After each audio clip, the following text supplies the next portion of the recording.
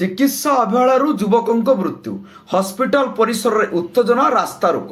ନୀଳଗିରି ଏଭଳି ଅଭାବନୀୟ ଘଟଣା ଦେଖିବାକୁ ମିଳିଛି ନୀଳଗିରି ହସ୍ପିଟାଲରେ। ସୂଚନା ଅନୁଯାୟୀ ରେମୁଣା ଭୀମପୁରା ଅଞ୍ଚଳର ନରେନ୍ଦ୍ର ବିଶ୍ୱାଳଙ୍କ ପୁଅ ନିହାର ରଞ୍ଜନ ବିଶ୍ୱାଳ ବୟସ 28 ଟିଭିଏସ୍ ଫାଇନାନ୍ସ କମ୍ପାନୀର ଜଣେ କର୍ମଚାରୀ ଭାବେ ନୀଳଗିରି ଅଞ୍ଚଳରେ ରହି କାମ କରିବା ସହିତ ଏକ ଭଡ଼ା ଘରେ ରହୁଥିଲେ।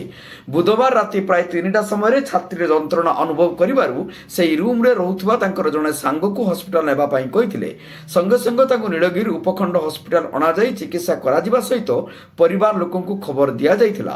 ଛାତିରେ ଅଧିକ ଯନ୍ତ୍ରଣା ହେଉଥିବାରୁ ପରିବାର ଲୋକେ ତାଙ୍କୁ ବାଲେଶ୍ୱର ମୁଖ୍ୟ ଚିକିତ୍ସାଳୟକୁ ରେଫର କରିବା ପାଇଁ ବାରମ୍ବାର ଅନୁରୋଧ କରିଥିଲେ ମଧ୍ୟ ଡାକ୍ତର ଆସିଲେ ରେଫର କରାଯିବ ବୋଲି ହସ୍ପିଟାଲ କର୍ମଚାରୀ କହିଥିଲେ। ତେବେ ଆଜି ସକାଳେ ପ୍ରାୟ 9ଟା ସମୟରେ ଯୁବକ ଜଣଙ୍କର ମୃତ୍ୟୁ ହୋଇଥିବା ପରିବାର ଲୋକ ଅଭିଯୋଗ କରିଛନ୍ତି। ଯୁବକଙ୍କ ପରିବାର ଏବଂ ସାଙ୍ଗସାଥୀ ଚିକିତ୍ସା ଅବହେଳାରୁ ନିହାର ରଞ୍ଜନଙ୍କ ମୃତ୍ୟୁ ହୋଇଥିବା ନେଇ ନୀଳଗିରି ମିତ୍ରପୁର ରାସ୍ତା ହସ୍ପିଟାଲ ଛକଠାରେ ରାସ୍ତାରୋକ କରିଛନ୍ତି। ଆପଣ ପରିଚୟଟି ଦେବେ।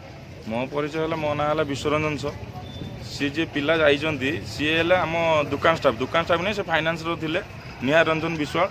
सी आमर ककांक पु जयदेव महांती दुकान ले एठी आ 2-3टा दुकान अच्छे फाइनान्स करती माने मोबाइल ये टीवीएस फाइनान्स करती।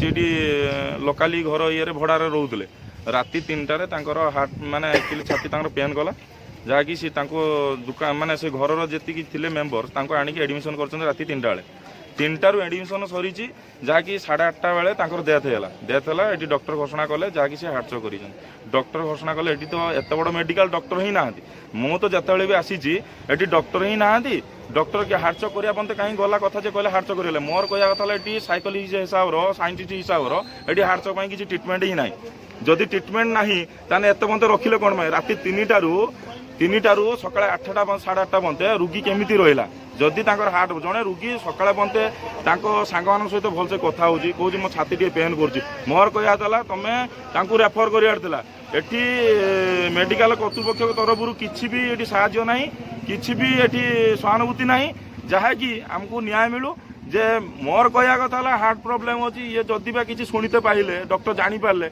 रेफर करार सकाଳେ 3टारू आसिकी सकाଳେ 8:30 पते कौन ये रही गोटे रोगी रहा जदि तुम किसी ना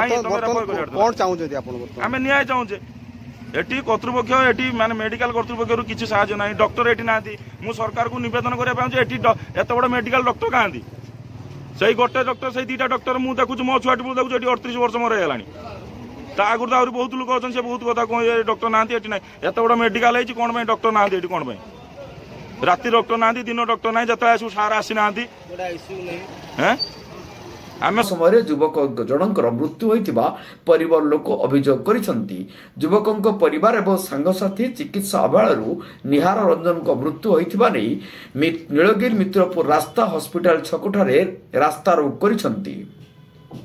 फल घटनास्थल में उत्तेजना प्रकाश पाइबा सहित घटनार संपृक्त कर्मचारी और डाक्तर अवहेला युवकों जीवन जाइथिबारु सेमानक विरुद्ध में दृढ़ कार्यानुष्ठान करने को ओडी बसिछंती। नीलगिरी पुलिस घटनास्थल में पहुंची परिस्थिति को आयत्त करिछि। परे धारणा प्रत्याहृत होइतिबा बेले ए नीलगिरी थाना 2/2025 अपमृत्यु मामला रुजु होई शव व्यभिच्छेद करा जाई परिवार वर्गों को हस्तांतर करा जाइथिबा सूचना मिली। नीलगिरी मनोज महांती रिपोर्ट जनता एक्सप्रेस।